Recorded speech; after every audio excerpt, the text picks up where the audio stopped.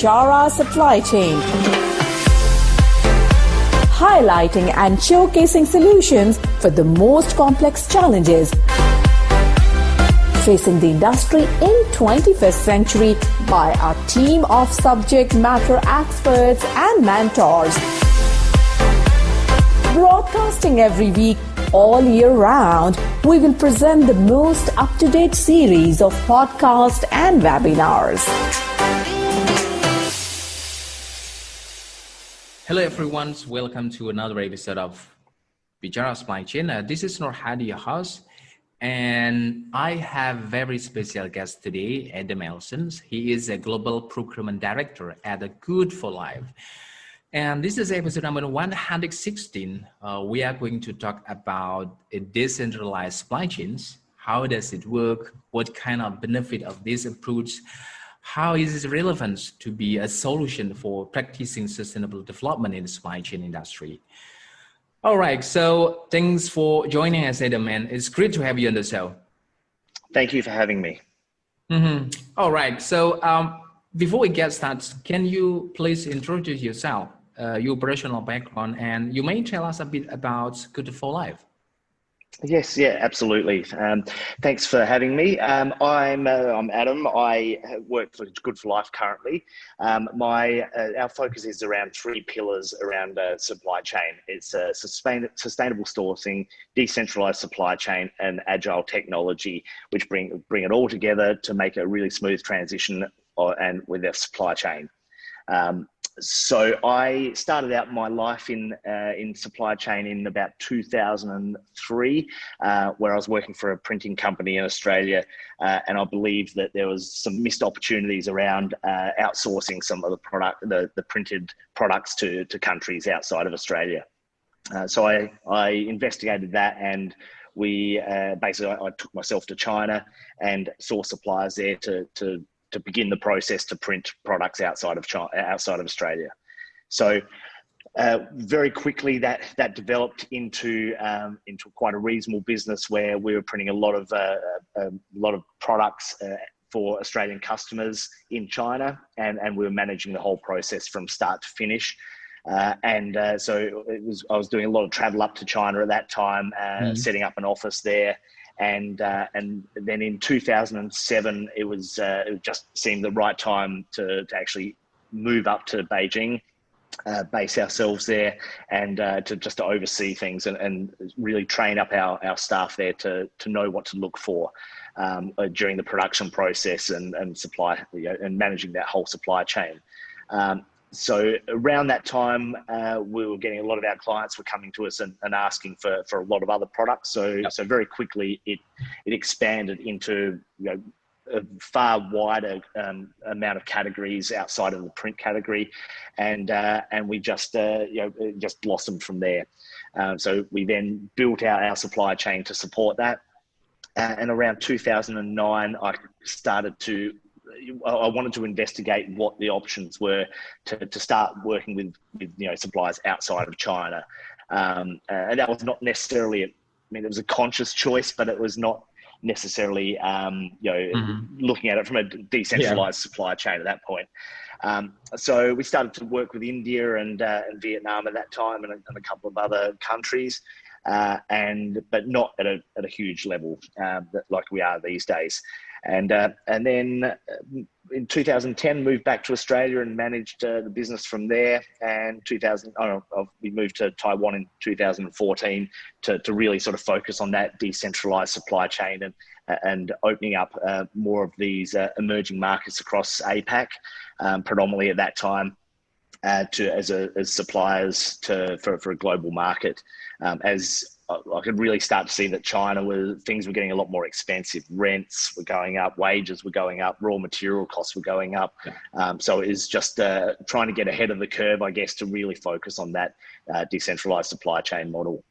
Okay, so let's start to the first question, Adam. What is the decentralized supply chain? This is a very fundamental question because in other way, people might think about centralized supply chain, right? So we have a decentralized supply chain, a centralized supply chain. So what is different?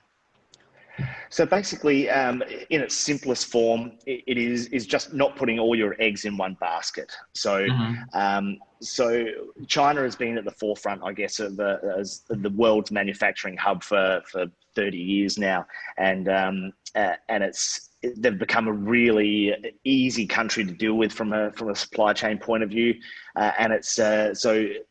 Having that, and they're easy because they're easy to use. Everyone has just been continuing to do it, and have sort of taken their eye off the ball in a lot of respects, and haven't looked at other opportunities.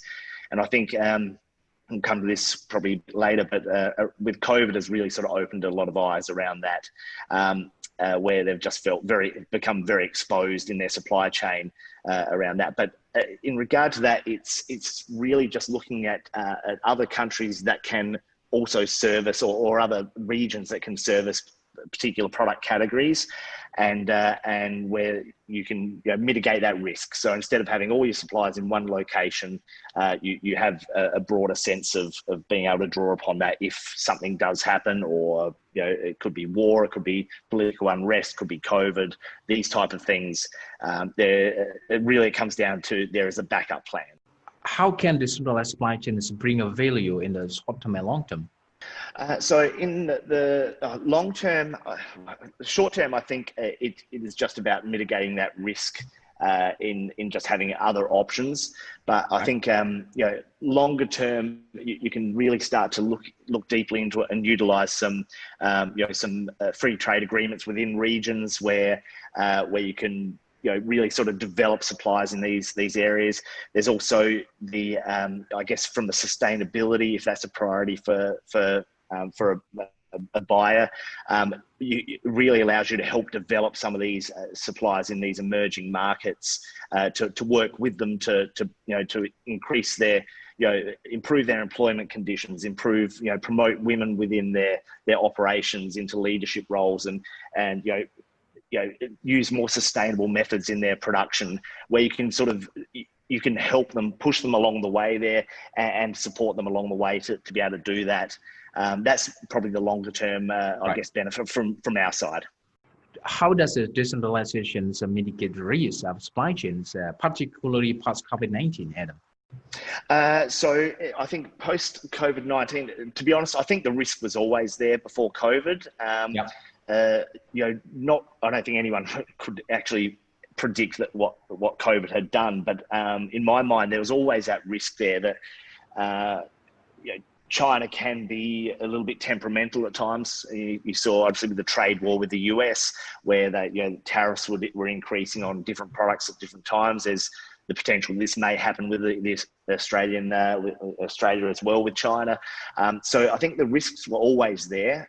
But what COVID did was really make the companies sit up and take notice. And I worked with a company in Hong Kong that are a very long-term professional procurement outsource company, I guess you'd call them. And they, when COVID hit, the 98% of their suppliers were based in China for their global market.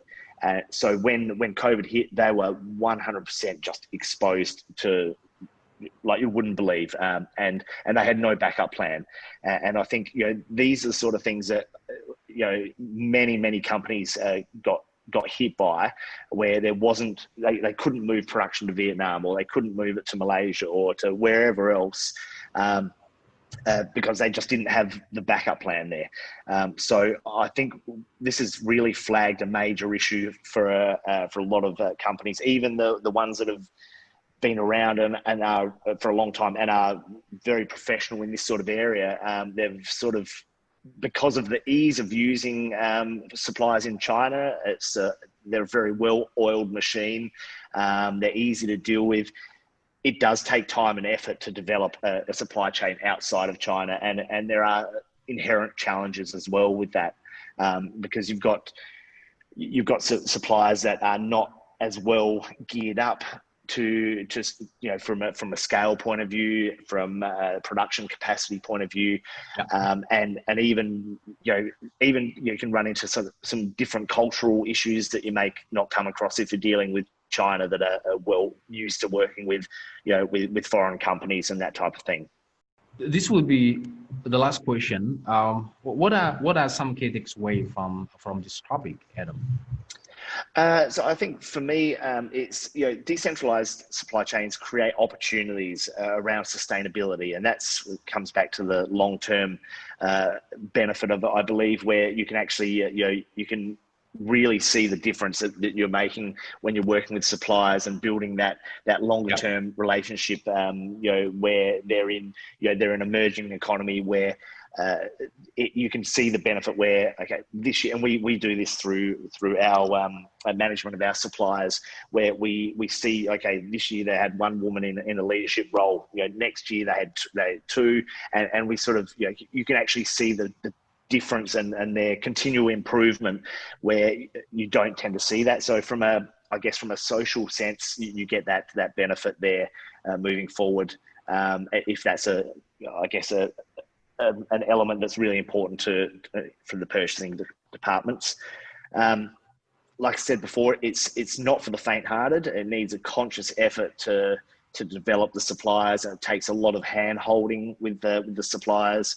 And like I said, if you've been working with Chinese suppliers for a long time, there's a lot of work involved in that. So, for instance, if you're utilizing a supplier in Poland or Romania for the UK market, number one, you get up until the end of this year, you get the benefits of being within the EU. You've also got the speed to market. It can be 3-4 weeks quicker. And also reducing your carbon footprints through minimizing the logistics and the shipping sort of elements of it as well. So I think there's a lot of those sort of key benefits as well, which are maybe a little bit more hidden. Okay, so thanks, Adam. Thank you for taking time with us. Have a great day. Thank you. Bye. At Bicara Supply Chain, we are committed to driving global perspective to embrace technological adaptation in improving process efficiencies. Don't forget to subscribe, like, and share Bicara Supply Chain. And stay tuned for the latest updates. To learn more, visit our website www.bicarasupplychain.com. Thank you for listening to us. We look forward to seeing you at our next episode.